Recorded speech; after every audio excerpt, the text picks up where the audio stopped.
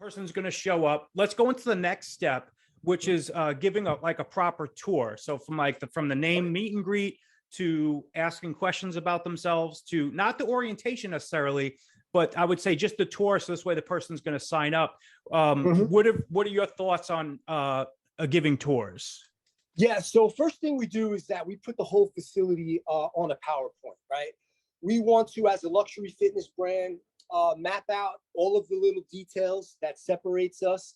Obviously, when you come in a facility like ours, you can expect state-of-the-art showers like a 5-star hotel. You'd have soap, razors, body wash, all those kind of things. People want to know about them. They want to know that they're available.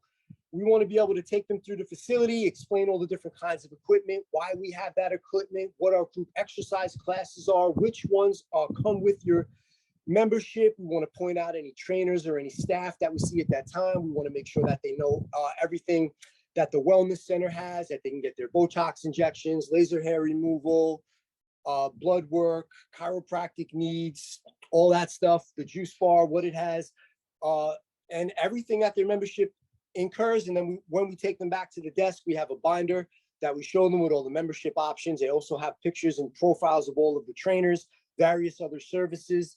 And then obviously we want to answer any questions that they might have and secure the sign up and 2 referrals from that person at sign up.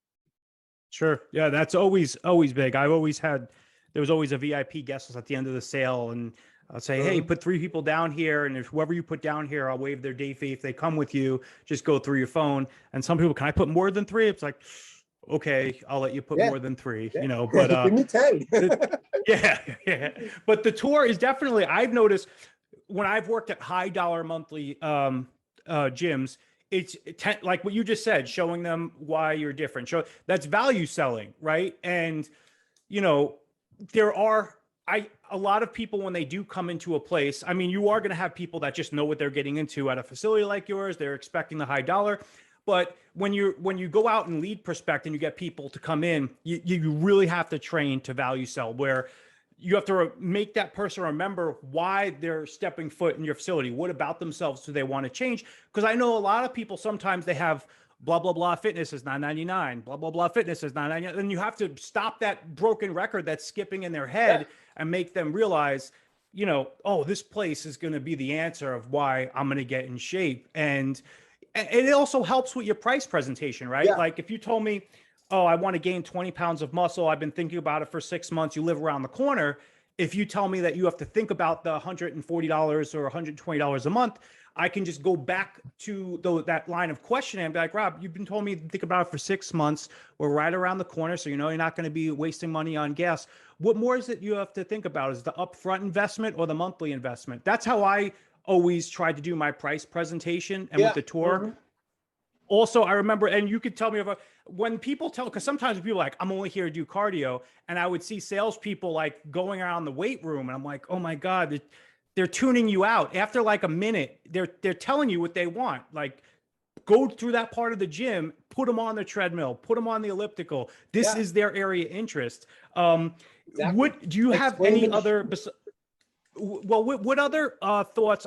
Like you said, let's go back over everything that you guys are going to offer, because it's a high dollar monthly gym. But what are some tips for you that worked well for you to value sell, or what's going to be good for you guys? Yeah. I mean, obviously you want to know what you're selling, right? You want to know what you have. You have to know your product. You have to know all of the little details in your product that the naked eye is not going to see. So for instance, if I have a phone in my hand and I tell you, hey, this is a phone, you may or may not want to pay $1,400 for it. Probably not. But if I tell you, hey, this phone is a camera, this phone is a video recorder, this phone can do spreadsheets, time, it can answer questions, tell you what time it is in other countries, all these different things. Now I have an iPhone and you want to buy it because it has so many different things that a regular phone doesn't have. It's very interesting that you said, the $10 gym down the block. There's something going on in the fitness industry right now. Some people have caught on to it and some people haven't. And if you haven't, we're not going to name names. We're not going to name names. I don't want to be. You have these gyms that for $9.99, you can get everything that people asking for $50 and $60 with less amenities have. you're either going to fall into that $9.99 category eventually, or you're going to have to up your ante and you're going to have to provide stellar service and premier product that you're going to be able to sell at 100 and up, because it's going to be bottom line or luxury. The in between, it's getting phased out. Yeah. I would say if you are in between, there's two things that I could tell people. If you're like in between and you're battle, because it's really like those $30, $40 a month gyms that are battling out those ones, that's their real competition. Is one, the place has to be immaculate to where I can eat off the floor. And two, that better feel like a family. Like, I'm joining up, I know everybody, that customer service is spot on. Because you're right, And, it's not convenience. It's got to be extremely convenient. Yeah. You know, my former company would put gyms inside train stations. That's how they blew up. They had the best locations anybody can get. So if you have that, you'll be all right. But other than that, why would I pay $50 to come to your gym when I can go to Crunch for $9.99 and get everything and a lot more? Sure. Yeah, absolutely. I agree 100%. And also remember, when you're battling those types of gyms, sales is so important when you have like 40, 50, 60, 70, 80, 90 and up. When you have someone that, the sales, you're not going to find employees that are willing to go prospecting for $10 a month memberships. That's all straight walk-in traffic. But I would say when you do start to get to high dollar monthly gyms, is not to come off as a salesperson. No, like you just said, know your product. Everybody there should be able to know that's a 95 Ti treadmill with the silicone flex deck, and to sound like a teacher, not as a salesperson, because people will listen to a teacher, not a presenter. This is one of my main things. You have to educate, not present. See, the thing about us is that I can hire a salesperson and I can easily show them a realistic pathway that they can make $100,000 a year in our facility.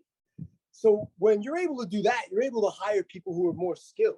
When you're dealing with a $9.99 gym and, these guys are making, minimal dollars, they're going to max out at a lot less than that. And hence, when they get better and they have the skill set to leave, they will leave. One thing that we're doing is that we're creating a pathway for every employee to be a six-figure employee in our facility. That's awesome. So you